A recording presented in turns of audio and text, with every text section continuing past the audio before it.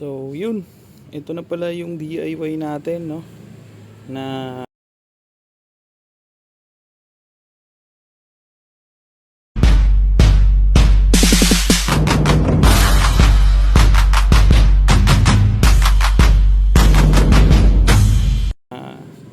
seat strap para sa Revo. Yan. Ito, okay. Yan, bumili lang ako ng belt, no, para sa yung pipe ano to eh, para sa pipe yan eh, nilalagay yan sa brace ng pipe para hindi siya umalog. So ito yung ginawa ko kasi wala tayong nabibiling strap ng upuan natin, no, para sa Revo sa Shopee or Auto Supply. Wala kang mabibili niyan.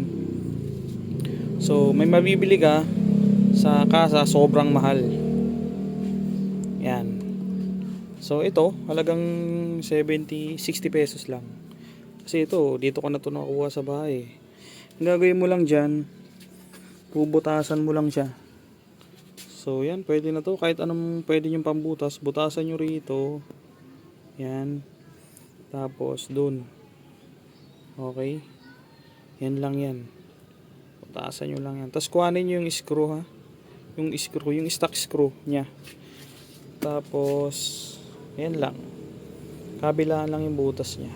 Tapos sunugin nyo lang yun dito. Apoyan nyo para hindi magmulmul. Yan. Kokoberan ko na lang to ng kung ano man na ibang kulay. So okay na.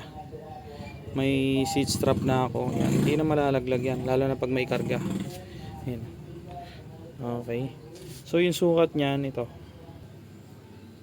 So yan yung sukat niya. Halos 18 centimeter or 7 inches.